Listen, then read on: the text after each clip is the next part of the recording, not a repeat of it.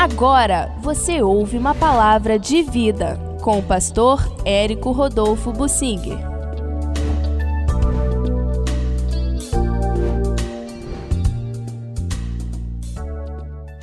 No Salmo 89, a atitude de clamor que Deus espera do seu povo, nós entre ele.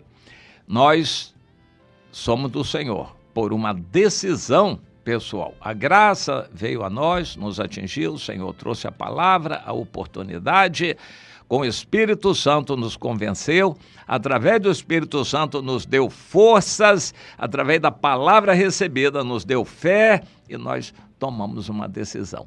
Mas tem que continuar a caminhada, não pode ficar apenas com a decisão inicial lá no passado. Você tem que continuar no caminho estreito, já que entrou pela porta apertada, agora é continuar. E Deus quer que continuemos. Mas alguns cristãos estão vivendo de uma teoria. Eles vão à igreja, o que é pregado lá é muito aguado e, claro, enfatiza-se o benefício nosso. As pessoas estão lá não para apanharem, levarem surras. Quando uma pessoa vai à igreja, de vez em quando, ela vai à igreja não esperando receber exortação, ela vai esperando receber uma palavra de bênção, uma palavra de ânimo, e é o que a maioria quer. Correspondendo a isso, é o que a maioria dos pastores também se esmera em fazer. Não o que Deus diz, mas o que o povo quer ouvir. Isaías 30:10 se cumpre. Você já leu? Então leia lá. Isaías 30:10. Está em nossos dias se cumprindo. E as pessoas se lembram muito da aliança, das promessas de Deus, do direito que temos em Jesus. Tudo isso é verdade, desde que estejamos em Jesus. Caminhemos com Ele em obediência, servindo a Ele. Isso não é sempre verdade. Eu quero focalizar o Salmo 89, um salmo muito interessante, atribuído aos discípulos de Davi. No caso, o Etan, que era israelita. E ele começa uma boa parte, até o versículo 37, cantando as benfeitorias, as promessas do Senhor, as suas misericórdias, a sua fidelidade e também a aliança que ele fez com Davi. E nesta aliança que Deus fez com Davi, ele prometeu que Davi seria rei eternamente, toda a sua descendência. E Davi, então, era o fiel, a garantia dessa aliança. A Bíblia fala de muitas alianças. Deus fez aliança com Adão, Deus fez aliança com Noé, Deus fez aliança com Abraão, Deus fez aliança no Sinai com o povo de Israel, Deus fez outra aliança um pouco diferente ao entrar na terra prometida. Deus fez uma aliança com Davi. Davi diz que foi muito bem definida, clara aliança que Deus fez com ele. E Deus continua a fazer alianças. Em Jesus, ele fez uma nova aliança com a humanidade para formar a igreja no sangue e sacrifício de Jesus. Mas Deus continua querendo fazer alianças específicas com pessoas que ele chama. Eu tenho uma aliança com Deus, ele tem uma aliança comigo. Quando me chamou, me comissionou, me ungiu, me fortalece, me preserva, me guarda, me abençoa em tudo aquilo que faço. É a aliança que Deus tem comigo. Eu quero apenas ficar fiel a esta aliança. Eu não ajo por determinação minha, mas em aliança com o Senhor, sob a direção dele somente. O que ele me mostra que eu devo fazer. Eu tenho uma aliança com ele. E nessa aliança estão incluídos todos aqueles que querem estar comigo, se reunirem comigo, estarem debaixo desse telhado, essa cobertura espiritual e receberem da bênção. Eu tenho sido assim, cioso da bênção. Eu observo aqueles que estão debaixo da bênção de Deus, trazida por minhas mãos, debaixo dessa aliança, e verificado que Deus tem sido fiel e cumprido essa aliança e abençoado todos esses. No Salmo 89, é dito que o Senhor escolheu Davi o seu servo, o ungiu com seu santo óleo e prometeu que a sua mão do Senhor estaria sempre firme para com Davi. E Deus o livraria dos inimigos, como de fato cumpriu até a sua morte, e no nome do Senhor o poder de Davi cresceria. Davi seria exaltado, o seu poder se expandiria, como de fato aconteceu. Deus prometeu que nunca violaria esta aliança, nem que os seus lábios proferiram. E Davi, será estabelecido para sempre como a lua. Que coisa tremenda, a promessa que o Senhor fez a Davi e, por extensão, a todo o povo de Israel que Davi representava. Porém, o Salmo 89, que eu estou mencionando, continua a partir do versículo 38, narrando a dura realidade que se seguiu. Infelizmente, já a começar do Salomão, filho e sucessor de Davi, depois esse deslize e afastamento continuou com os demais reis, foi uma apostasia muito grande, um afastamento da verdade, e as promessas de Deus também se cumpriram com relação à disciplina, à ira de Deus, ao julgamento de Deus, à manifestação do poder de Deus contra o seu povo para disciplina. Deus prometeu que mandaria peste, doenças várias, a fome, sede e desavenças, inimigos. Deus mandaria todo tipo de pragas e isto aconteceu.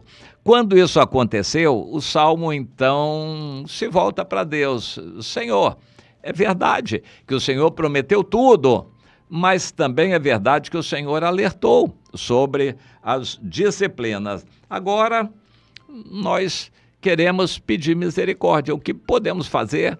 A única coisa que cabe a nós agora, Senhor, é clamar e lembrar, Senhor, e que é feito das tuas misericórdias de outrora?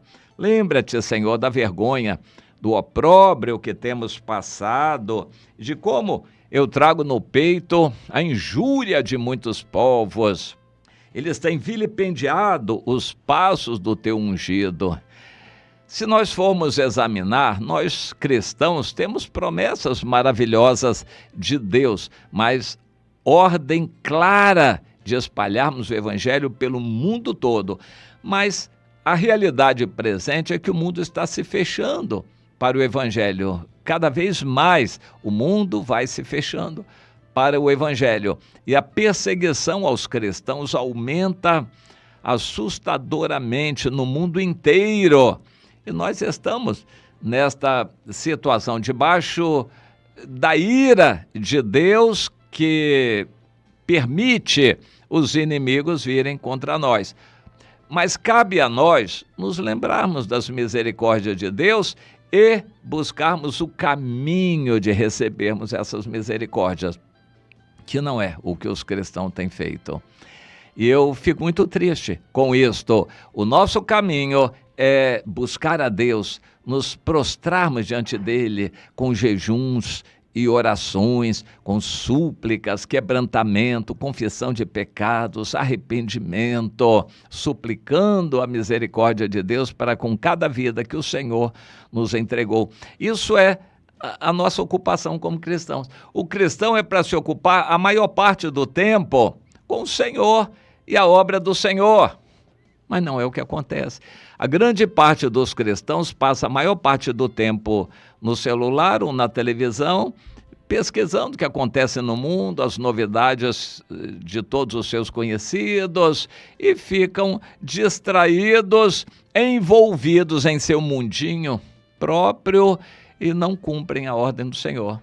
Não espalham o evangelho a toda criatura, não discipulam os que creem, não socorrem os que estão fracos, os crentes já desigrejados e enfraquecidos, não ajudam, não socorrem e se acomodam na sua vidinha religiosa e acham que, pela teoria da doutrina da sua igreja, o fato de eles serem membros da igreja, membros entre aspas, né, irem à igreja de vez em quando, contribuírem, que isso garante a salvação.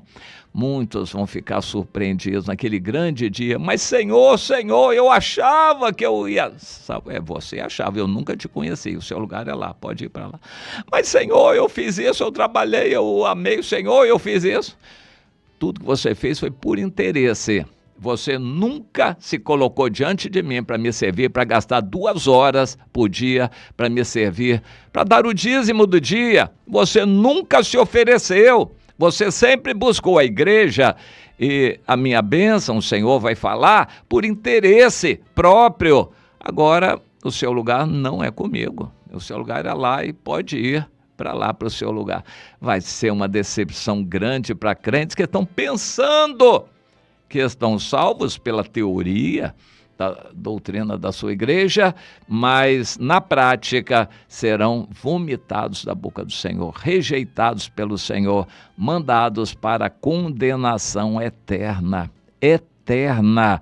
O crente que está hoje rebelde, quando o Senhor terminar seus dias aqui, isso pode acontecer a qualquer momento, ele vai ser mandado para a condenação. Vai ser muito triste a decepção. Aqueles que estiverem fiéis, dedicados, servindo a Deus, empenhados em clamar a misericórdia, é o que nós temos que fazer. Existe muita gente endurecida, com a cerviz endurecida, não se humilham. Crentes que estão buscando o seu interesse, a prosperidade, estão buscando sua fama, sua glória, outros estão buscando poder político através da igreja, alguns estão buscando uma melhor posição no mundo com as bênçãos de Deus. Eles não estão servindo a Deus, não estão abrindo o coração para o Senhor sinceramente. Fique então com você essa exortação. E você? Qual é a sua situação? Está se quebrantando, se humilhando, pedindo misericórdia a Deus? Ou você está lembrando a Deus as promessas dele, que são condicionais, como se fossem incondicionais? Você está querendo pedir as promessas de Deus, o cumprimento delas, sem que você mereça, sem que você faça a sua parte na aliança. Então, é uma decepção triste que muitos vão ter.